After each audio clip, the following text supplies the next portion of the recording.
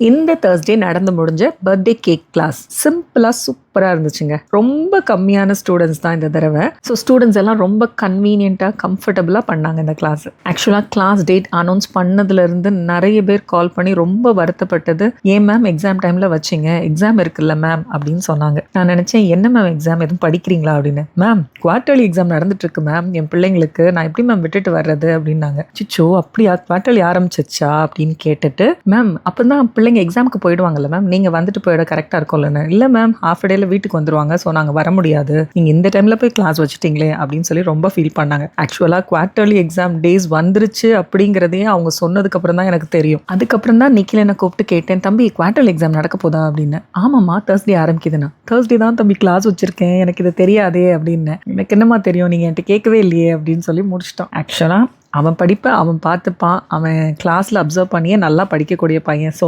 என்ன கிளாஸு எப்போ எக்ஸாம் எதுவுமே எனக்கு தெரியாது.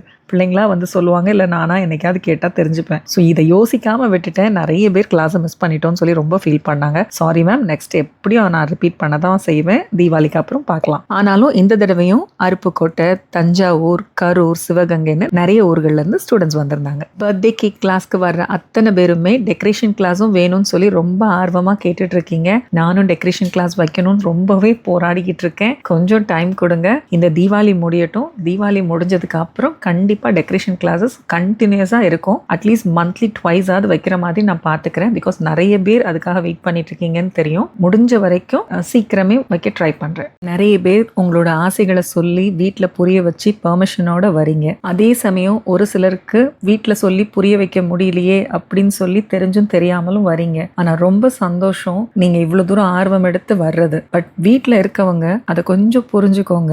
இதுவும் ஒரு கலை தான். சமையல் ஒரு கலைனா அதுல இது ஒரு வகை. ஸோ சிறு துரும்பும் பல்குத்த உதவும். கண்டிப்பா அவங்க கத்துக்கிறது என்னைக்கும் வீண் போகாது, என்னைக்காவது ஒரு நாள் கை கொடுக்கும். ஆர்வமா ஒரு விஷயத்த தெரிஞ்சுக்கணும்னு வராங்க இல்லையா, கொஞ்சம் என்கரேஜ் பண்ணுங்க. பாவம் அவங்க பதட்டத்தோட வந்து இங்க பண்ணும்போது எங்களுக்கே கொஞ்சம் சங்கடமா இருக்கு. சந்தோஷமா அவங்க செஞ்சுட்டு நிம்மதியா கத்துக்கிட்டு போகணும்னு நான் ஆசைப்படுறேன். ஸோ உங்ககிட்ட அவங்க கேட்குறாங்க அப்படின்னா அதை புரிஞ்சுக்கிட்டு அவங்க ஆசைகளை கொஞ்சம் நிறைவேற்றுற மாதிரி சம்மதத்தோடு அனுப்பி வைங்க. பத்திரமா அவங்கள வச்சிருந்து நல்லபடியா சொல்லி கொடுத்து திருப்பி அனுப்ப வேண்டிய பொறுப்பு எங்களோடது. யாரையும் காயப்படுத்துறதுக்காகவோ சங்கடப்படுத்துறதுக்காகவோ நான் இதை சொல்லலை, ஒரு ரெக்வெஸ்டா தான் கேட்டுக்கிறேன். ஸோ ப்ளீஸ் ஜென்ஸ் எல்லாருமே வீட்டில் புரிஞ்சுக்கோங்க.